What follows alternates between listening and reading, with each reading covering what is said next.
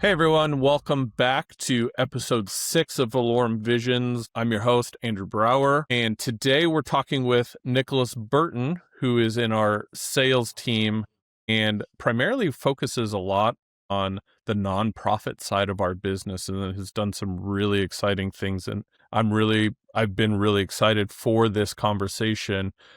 Today we're talking about something a little different, is artificial intelligence and how we're changing and utilizing it on how people experience museums, libraries, cultural institutions. And it's not like what you would think in the sense of, okay, now it's going to be completely virtualized and it's taken the human aspect out of everything.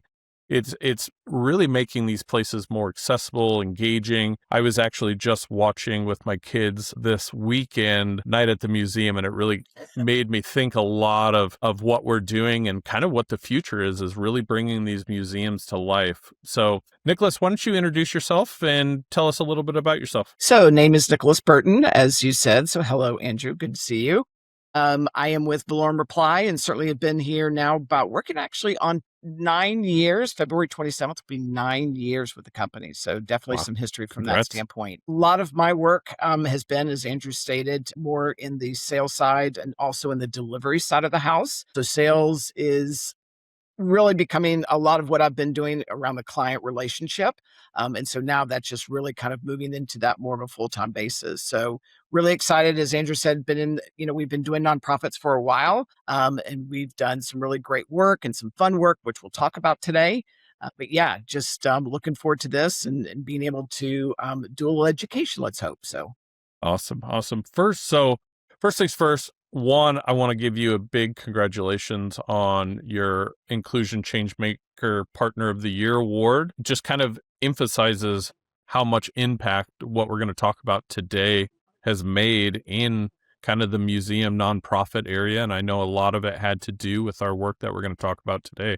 So congratulations on that. thank you. So tell us about the Vatican and the whole thing about reaching out to everybody and how we've kind of implemented this, and give us an idea of what we've actually done with AI in these museums. No, you bet. So definitely for this, it was a huge honor for us to win this. This is the second year in a row that we've won an award. So, and especially from Microsoft to be a partner award, it's pretty significant. As you know, that there's many partners out there. So Absolutely. to be able Yep. to win this is pretty significant.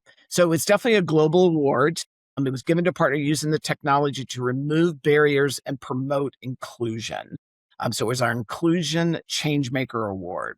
So the Vatican that we won it for came to us with this challenge. They've got these definitely incredible collections, centuries of art and history, and a mission to reach people all over the world. But obviously, not everyone can get to Rome. So, and even if you do, maybe you don't speak Italian, maybe you don't speak English. So Sure. maybe you're also visually impaired. So I think there were all these barriers preventing people from fully experiencing what they have. So we built an AI powered solution to break down those barriers. So Okay. it's real time translation. So content could be like in your native language. So not just Spanish or French or languages that, really what they were trying to drive at is even languages that are just even a few million people speak. They wanted to make sure they reached everyone. Sure. So we did some AI generated audio descriptions for people who are visually impaired so they could see the Sistine Chapel through rich contextual descriptions. So we even worked on navigation assistance to help people with mobility challenges just even plan their visit. That's awesome. I think that is absolutely huge. And it's not just,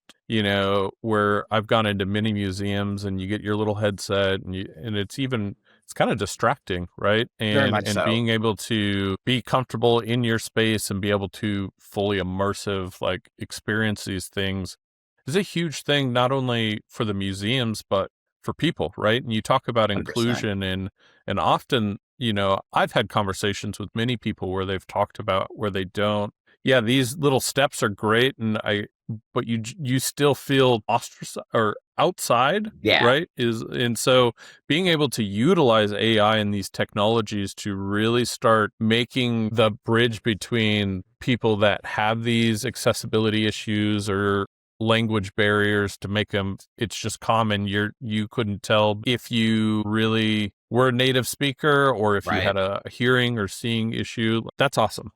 That's awesome. So obviously it's not just about slapping a QR code on a painting and, what I was Exactly. explaining, like Right. you're got the headset, now you're doing your phone, you got all these distractions. So what is kind of the digital transformation? I think from that standpoint, it's really trying to go through and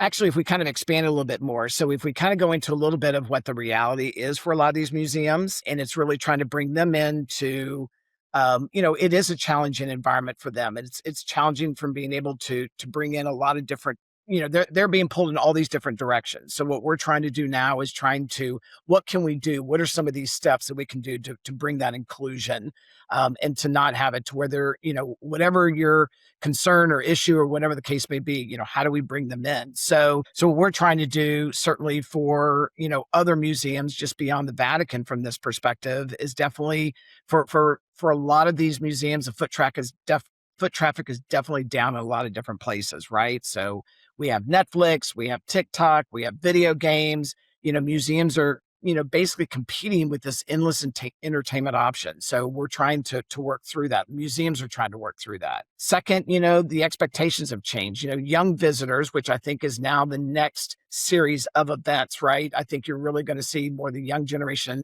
basically expecting that technology. So they've grown up with Spotify, knowing exactly what song they want to hear, and it comes on, or they look at Sure. Amazon, Absolutely. yeah, recommending products, before they even know they want them. So I think they're trying to literally expect that same personalization when they walk into a museum now. And certainly most Mhm. institutions, they're just not set up for that type of environment or even that technology quite yet. They're getting there. Sure, absolutely. So I'm a visual person, and we like to do something on this show where we have our guests bring up a whiteboard and really try and visualize the encompassing topic. And we had a really great introduction there with what we've done with the Vatican. So I think I'm going to have you bring up a whiteboard, share that to the screen, and we're going to give you 1 minute to kind of paint this picture for us all of, if we're going to talk about inclusion, here's our visual aspect for our visual people. Yeah. So why don't you take 1 minute and give us the overall view of what AI in these spaces are, what you're aiming to do? Nope. Perfect. So I think we're going to look at this as 3 different panels. So you're going to have to forgive me. So I'm going to cheat just a little bit, although I used Mm, AI to help in my cheating. So I don't know if that gives me a uh, plus or a minus, in this instance, because we are talking about AI and how AI can basically affect some of this. So I'm going to go sure. in before, and so I'm going to pull up some cheesy images. So Okay. basically before AI, come on, big guy, basically a lot of, people in general. So, whether it's language barriers or whatever the case may be, it's just kind of barrier to access is what I call it. So I've been here. I've been in this exact that's moment. exactly Yeah. what you were just describing, right?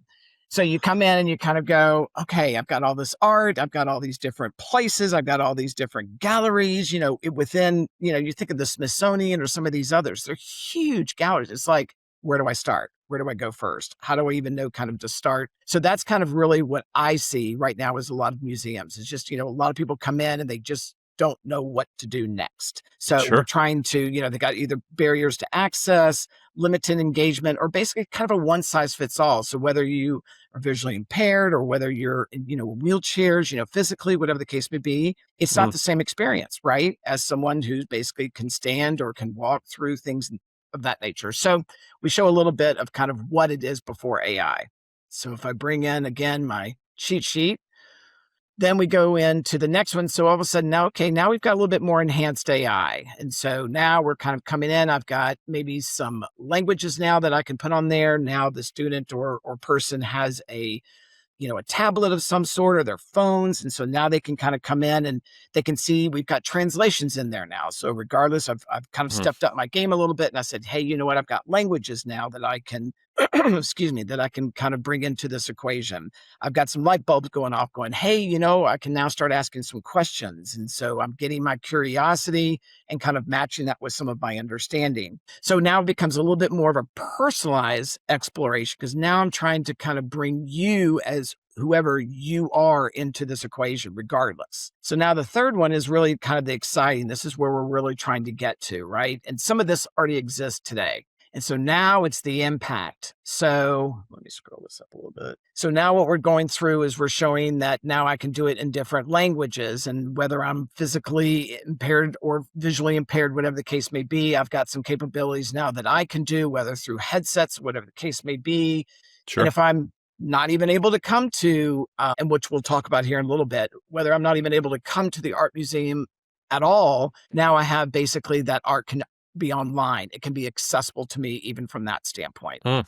Hmm. So that's kind of the way that I kind of see us moving in that direction. I would have liked to see you draw these out on the I'm whiteboard, sure but you you know would what? have. This really, this, this really portrays, I think, a great imagery of most people's experiences. Exactly. And not only that, but I think we all have this tie to history, right? Whether it's our main focus or interest, you walk into a museum and there's just something about it. And being able to bring that to individuals that may not be able to do that, I think, is something, as we've talked about earlier, is bringing these people together and being able to Absolutely. do it. So that's awesome.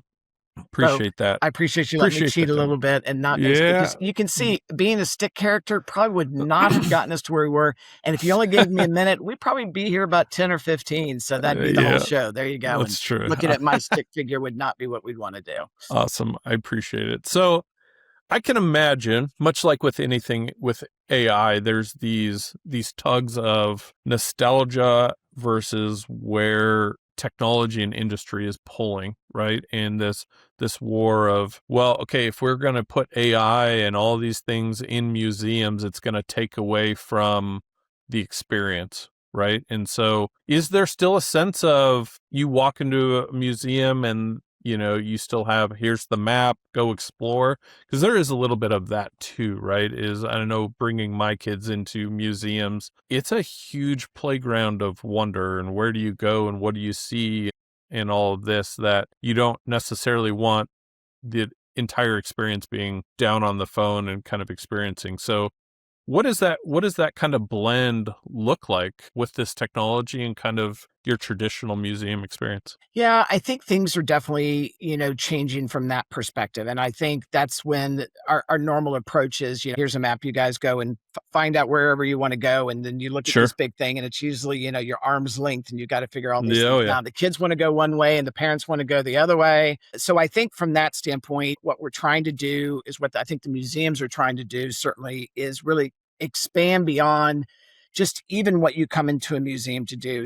There definitely is guidance from that standpoint, but I think what they're trying to do is, because you're only seeing about 5 to 10% of their collection Hmm. at any given time, which is pretty dramatic from that standpoint if you really think Sure. about it. So the rest sits in storage. So how, even if I'm coming physically to the museum, I'm missing out on all these incredible, art that you'll never ever get to see. So Mm, how else can we kind of bring that inclusion in? How else can we basically bring that to fruition? And so I think there's definitely some ways that I think AI can solve on that. Certainly, we talked about the St. Peter's Basilica, right? So if we wanted to kind of go in and see exactly what some of those projects are, that can give you a little bit of an idea of how some of these are actually being generated, if that makes sense. sure. So Absolutely. yeah. So if we go into St. Peter's Basilica, this is one that did win us the award, right? We talked about it a little bit, but the whole point to this was that the Vatican was coming in with a 2025 Jubilee, and this was this huge celebration that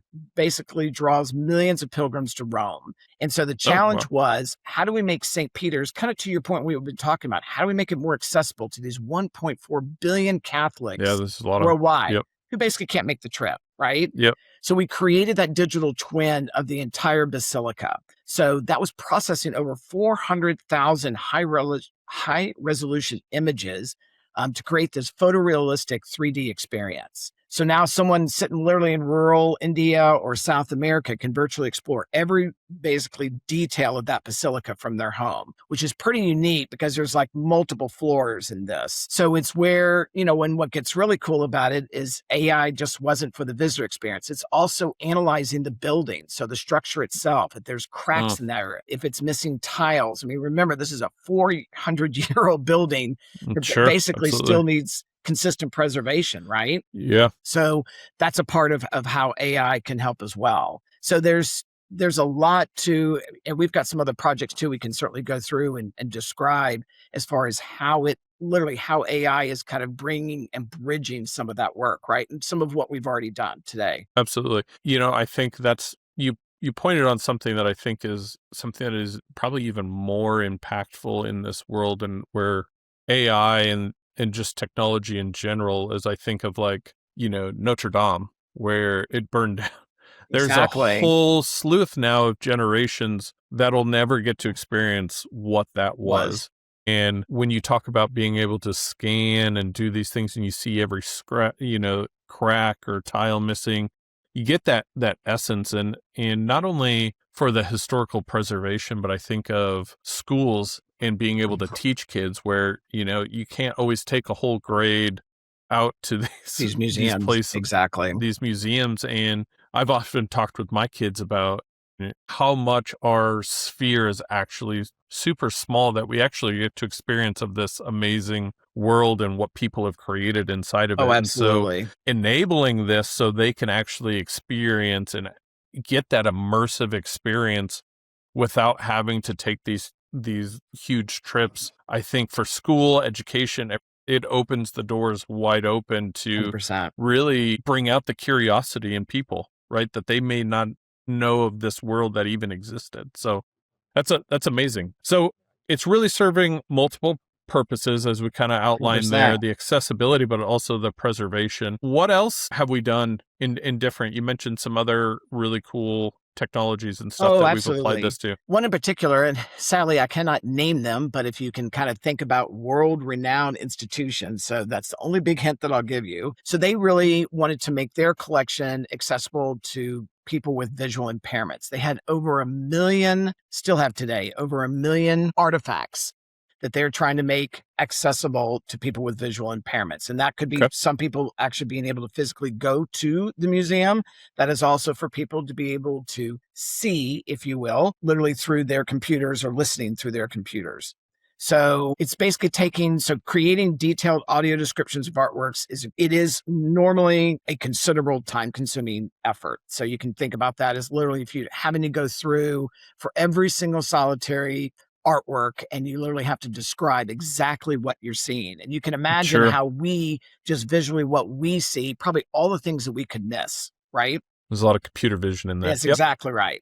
Yep. So a curator could spend hours trying to do that. So we built an AI application that uses Azure OpenAI that really generates a rich, detailed descriptions, basically at scale. So it's not just English, it's multilingual options so people can experience the art in their native language. And so it can, and that to me is basically where the museum really can offer a very inclusionary experience for their online visitors that just hasn't been available for them. So if they're blind or have low vision, they can get basically a very detailed understanding of those colors, of those textures, of those composition, all the things that they can't see for themselves. So they did.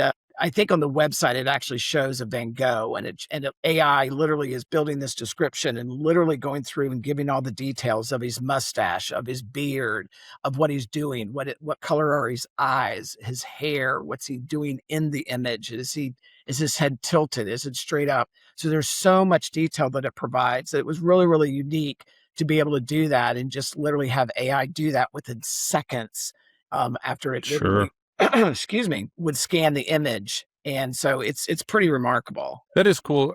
I think also from another perspective is my wife was an art history major, Oh, wow. right? And so when we go to galleries and stuff, what she sees in an image is entirely different than Totally. what I I can see see in that. an image. And so where I could see this also being a benefit is having kind of that educational portion to it, not only explaining the image, but then being able to really give the essence of what the artist was trying to Absolutely. accomplish and the historical context and everything that isn't just when I look at, oh, the colors look really nice and like Gee, that's a red beard. Okay, that looks great. That was exciting.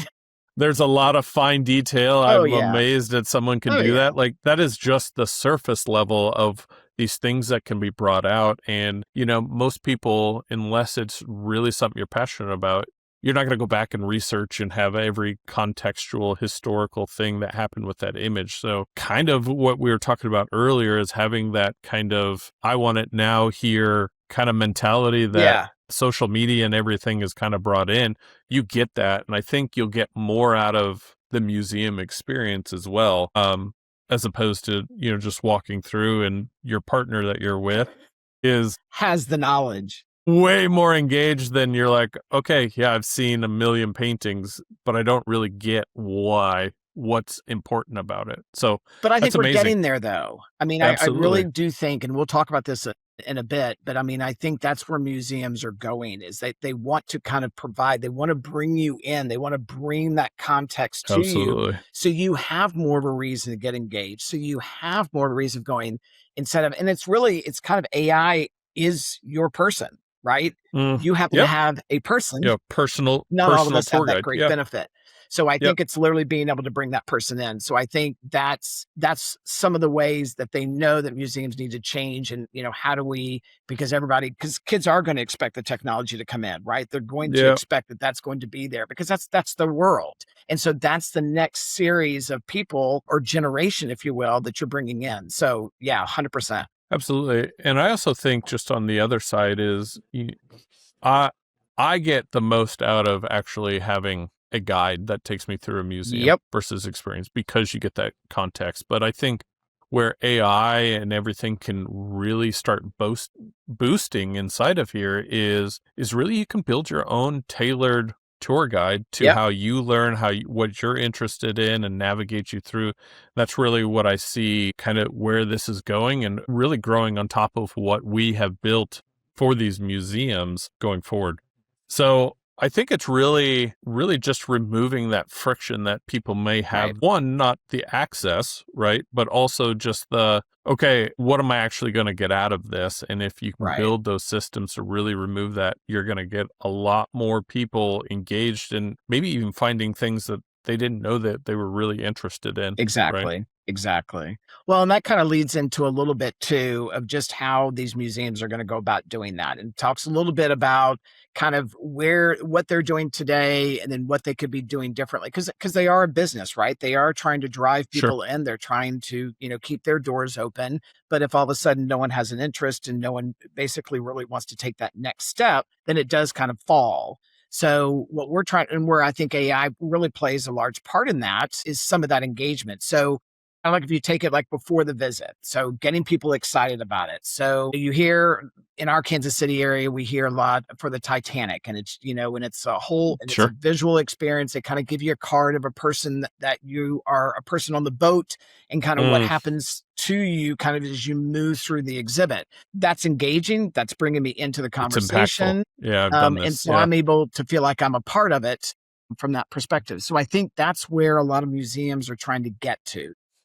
So, like, say if you were watching a documentary about ancient Egypt on Netflix, and so they can take Sure. advantage of that, and then you see a targeted ad that says, "Hey, there's a Tutankhamun exhibit, 20 minutes from you." Something you want to engage in, something you want to check out. But even industry trends, I think, they're moving more towards AI powered personalization in their marketing. Visitor preferences, kind of like you spoke up before, tailoring outreach to people just to try to get them to come in to step through that door. And I think that's a big piece of it. So they're doing like digital preview experiences, Yeah.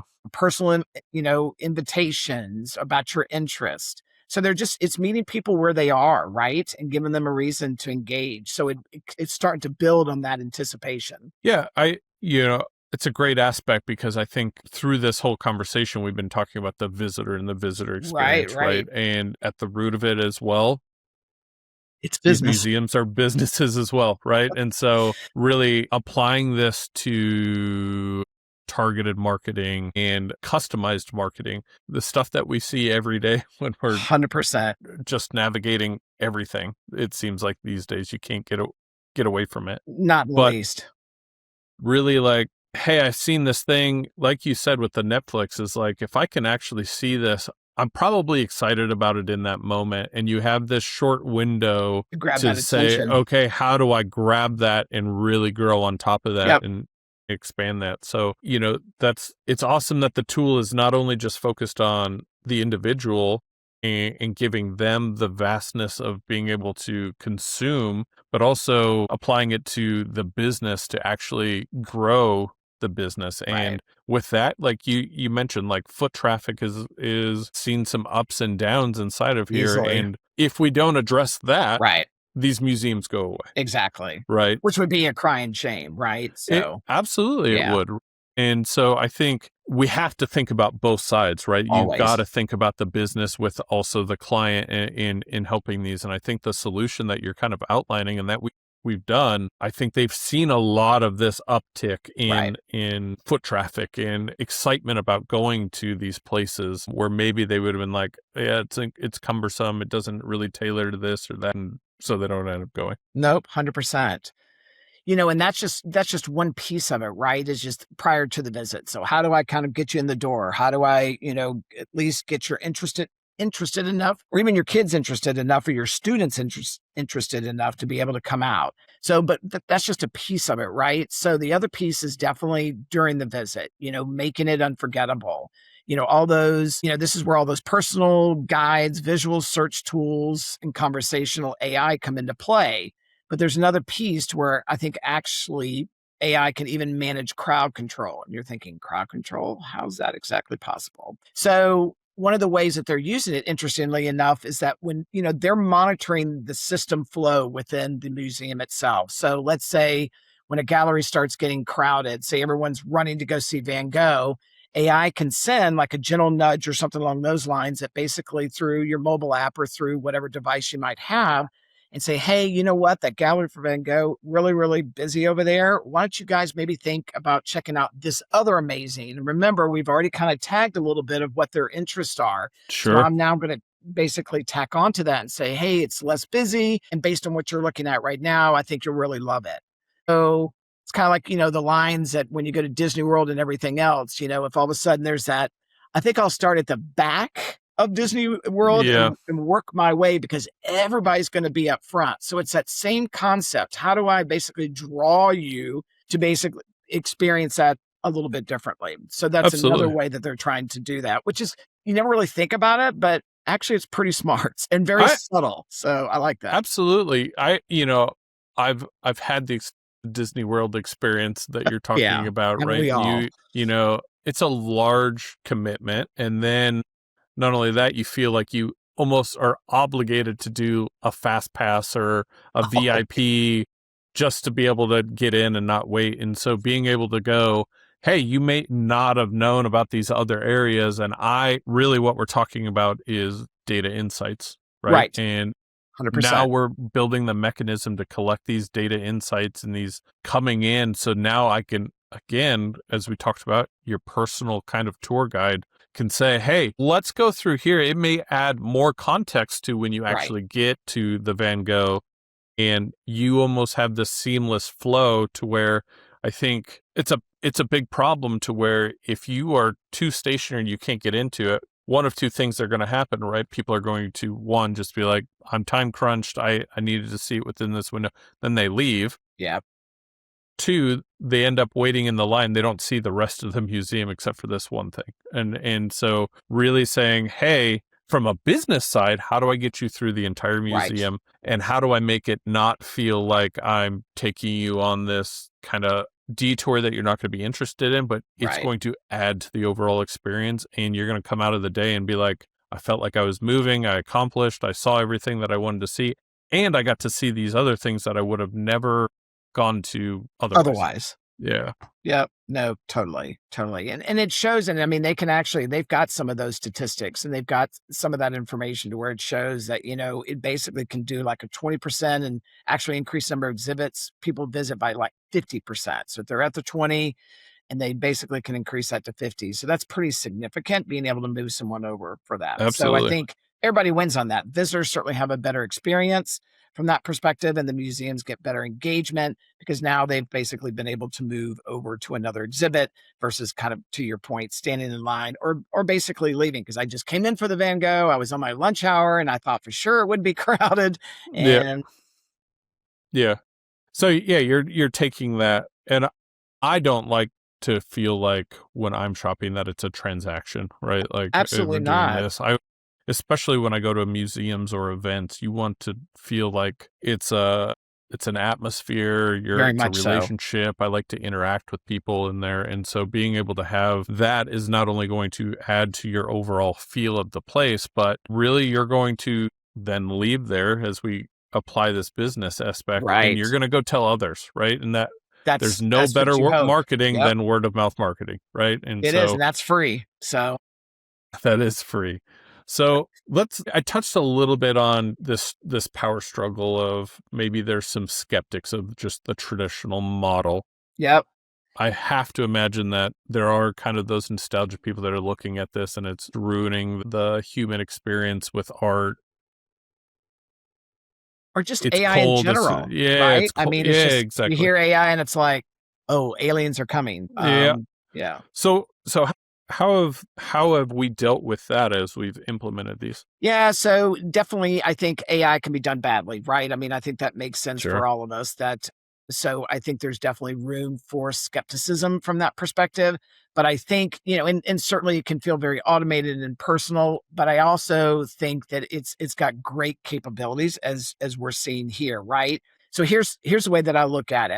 Have you ever visited a museum and which you just talked about with your wife, right? Who's really knowledgeable about art. Like they can tell you the backstory, the context, the technique, everything, the composition, everything about that. I think it can make it a much richer experience and that's what AI is giving, right? It's giving everyone that knowledgeable friend. So since we all can't Sure. all have that now, and we talked about this earlier, right? So it doesn't replace the human guide. It doesn't replace the curator. It basically just scales their expertise so more people can benefit. And it does it quickly. And I think that's one of the opportune things is that it's not transactional, but it's all happening behind the scenes and it's bringing information like within seconds versus even your friend or wife or whomever having to kind of recall that information or recall, oh, you know what, I remember blah, blah, blah, but I don't remember such and such and such and such. So AI can take it that one step further. Sure. Absolutely. And I And it think can be invisible too if you don't want it to be, right?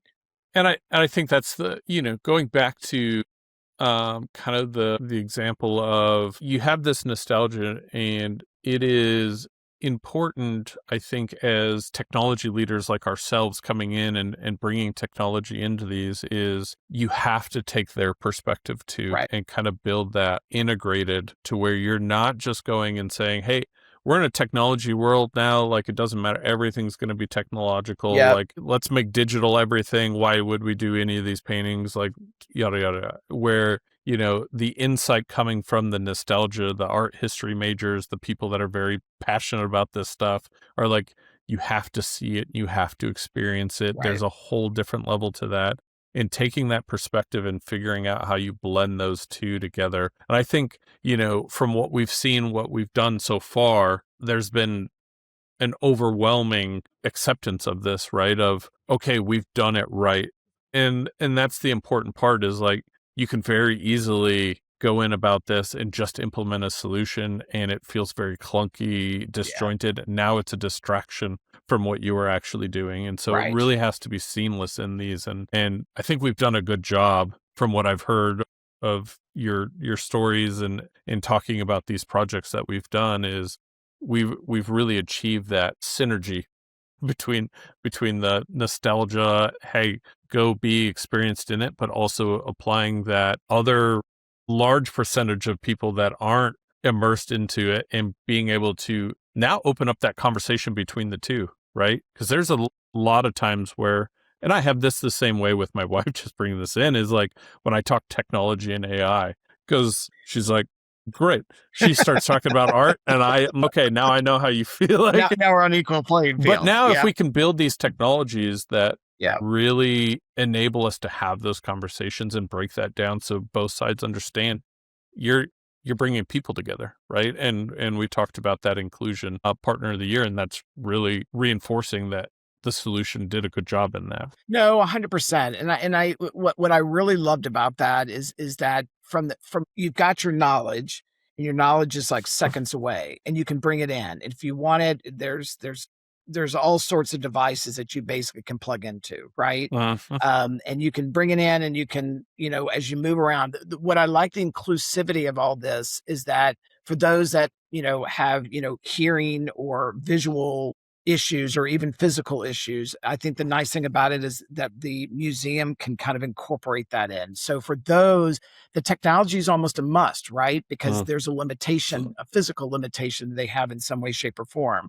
So I think that museums, we sometimes, that one size fits all that I was talking about in that first box, is that we literally just kind of, we cater to those, but we literally kind of are forgetting our friends. And so what we want to be able to do is kind of make that all inclusive. So if I want to bring technology in or I need it, it's there, it's available, you have it, which is wonderful. But if I don't want to bring it in and I just kind of want to just kind of bring in the ambiance of what's around me or the people or listening Yeah. to those other languages as they sit there and describe, or tears, or whatever the case may be of emotions that are kind of surrounding you, I think that really makes it unique. And if you're totally sometimes all plugged in with everything, then that kind of you lose out on that. But at the same time, that's where what we've been able to do is bridge a lot of that gap to try to bring that, even that emotion, to that person that's visually impaired, or that person that's hearing impaired, or the person that's physically impaired in some way, shape, or form. Yeah. We're bringing those capabilities to them. So that's what I really love most about what AI has been able to do. To your point exactly, it's bridging that all the way across. Sure. Okay. So we've gone through where we've implemented. For our listeners out there that hopefully own a museum or they're a director of a All museum, those hundreds of thousands that are out there. how do I get started? And even if it doesn't apply directly to a Right. museum, right? And that's the beauty Right. behind these technologies, is there's multiple cases where you can transform this overall playbook and solution into many different areas. And that's kind of the beauty of AI, right? Is it's Exactly. very moldable into different situations. So how would I go about starting? Which is Yep. always the hardest part in anything, right? Always. It's like, where do I begin? Exactly. Just kind of like that same person, right? With the Exactly. question Yep. mark over his head, where do I start? So I think the biggest thing is start small. And in museums, I'm sure they've got a little bit of bevy of dollars to spend. I'm sure IT is not where their biggest and largest budget is. So definitely, I think starting small, don't try to boil the ocean. Talk to your visitors, right? I'm sure everyone sends out surveys. We get surveys all the time. Probably sadly, most people disregard them, but hopefully the museums really push, whether that's personal outreach, or even just talking with a lot of visitors that they come in. How did you like the museum? What frustrates them? What are some of those things that they wish that the museums could do? Those types of things. So I think they often think they know what the visitors want, but I think sometimes you really do have to ask. It may surprise you that sometimes all they really want to know is a better place to find where the restrooms are. I mean, I know that sounds simple, but that could be one thing that really satisfies a whole lot of people. Yeah. So pick, step 2 would pick one thing and do it well. Don't try to do everything at once. And so look at, we did some work for the Rijksmuseum, and they started with one thing, making their collection searchable online with high quality images. And they've got, like I said, they've got over 1 million pieces. So the Rijks Studio, if you will, lets people search hundreds of thousands of artworks, download them, create a collection all their own, to where it's stuff that they really enjoy. It was focused work. I know it took some time, but still AI cut that time dramatically. And now it's built momentum for everything else now that they're really pursuing and going forth on. Or Another, just to start even smaller. So certainly Wright's is a very large museum, but now if you take something smaller like the Nevada County Historical Society in California, small institution, not a massive museum, and they started just by digitizing their archives and adding AI powered search. Mm, So now someone can ask questions and find relevant, historical documents and photos without having to physically go through filing cabinets. And I can only imagine sure. how many filing cabinets they would have. But it's a small win for them, but it's also proved the concept. And now people get excited. It's like, oh wow, this is now digitized. I can go online to see all this. I don't have to go through these file cabinets. I can't even imagine the dance in the streets that was Yep. from their perspective. So I think the biggest thing is you don't need a huge budget. And I think the last thing is really just measure what happens. Are people staying longer? Are they engaging? Are they coming back? So I think, we talked about a little bit, data and metrics. Yeah. So I think definitely accentuating on that. So and build on that success, go through, and once you've got a win, expand it. The British Museum is a great example of that. They started with those basic digital collections, and they added Google Arts and Culture. I know we can't say Google partnership, and then virtual tours, and now they're building kind of that living museum that you were talking about. Yep. In your movie, platform with AI powered features. So they didn't do it all at once. Everything was a step to get to that last point, and that's some of the strategy the Valorem has helped with, is kind of building some of that strategy. How do you start small? Where are you sitting today? Let's see where, kind of taking you where you are today. And then let's get you to those steps and kind of put that plan in place so you can get to what that real great coming back experience can be, right? Yeah, I think also just kind of summarize those three steps is the Yep. important thing is really data, right? Always. And I think as I've talked to customers, and I'm sure you've talked to customers as well, is every time they want to get into this AI, it always starts going back into your data. Your data. Where does it sit? How And does it look? Yep. your AI is only as powerful and as organized as Always. the knowledge behind it, right? And so I think having that as a main step is, finding what is the one thing, start small, like you said, what is that one thing that you want to do, but then saying, okay, how do I make sure that I'm collecting every bit of data that might apply Right. to that so that way we can do that. And I know in our engagements and as we go, that is a main focus of these efforts, right? It isn't just going in Very and saying, much. "Hey, we're Oh, going to here's your open up AI. Copilot Yeah. Studio, or going to tie in these things. Here's some prompts. Have at it. It's done." It's really building that foundation around what is your immediate short term goal, but then where are we going in the future, and building that strong foundation so that way when we do get that first win, you Exactly. move and you move and you move. So that's awesome. So on, I think looking towards the future as we Excuse me. as we as we wrap this up, right, is what do you see for the future in all of this? I think there's some really cool stuff that can be done with museums. And I know it takes some financial dollars. I'm not taking that away in any way, shape, or form, but I think it has to be. And I think AI is going to get better and better, and definitely more succinct. And we hear about hallucinations, all those other things, but I really believe that AI is going to get to a point where it's going to be pretty significant that we almost can't live without it. It's getting to that point now, but I still think it's to that operation where you can turn it on, turn it off as you need to. But from a museum perspective, it's kind of going back to your original statement, the Night of the Living, museum. So I think it's definitely bringing history to life. And how could we do that? So kind of think about maybe imagining, walking through ancient Rome, not just the ruins, but Rome as it actually looked back in Mm, 100 AD. mhm. So combining AI with, virtual reality, can do that. And so it's having a conversation with a historical figure, about their writing, like Socrates. I'd love to have a conversation with Socrates, Absolutely. Yeah.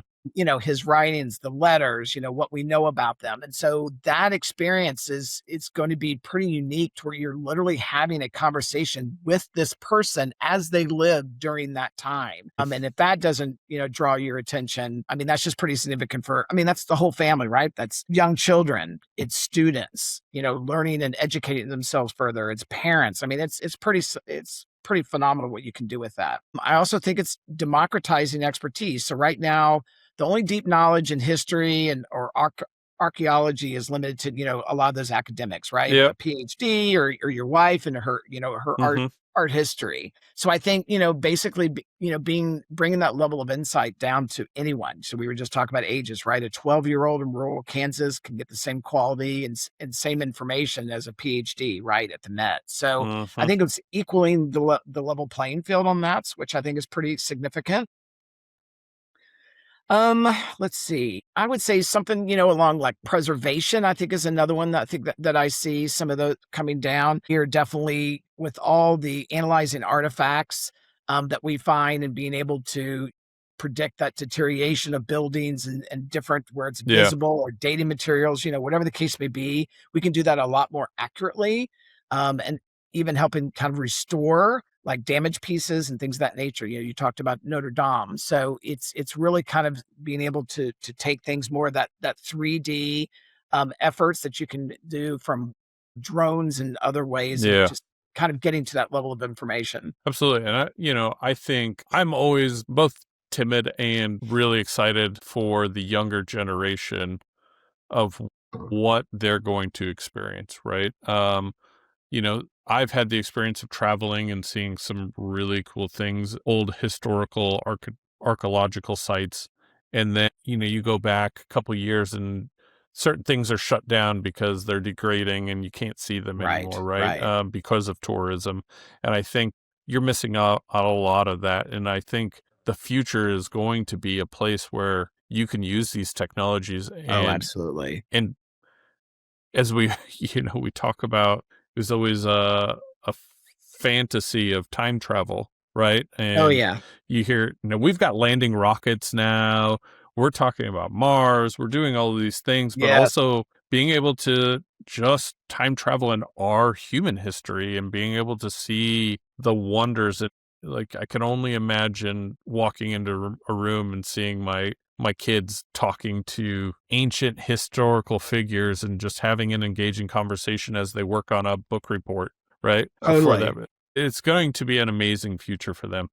I totally agree. So, Nicholas, one, this has been a absolute wonderful conversation. I love history. And so seeing these blends of where you're in a technological career and they blend into your personal interests is always really, really fun. Where can we find more information if people are really engaged in what we talked about today? Where can they go to find more information? No, you bet. So valoremreply.com would probably be their best way. That we've got all our different projects been up there. Some of the ones that I've talked about today will actually be up there as well. You can get more information. We've got case studies, examples.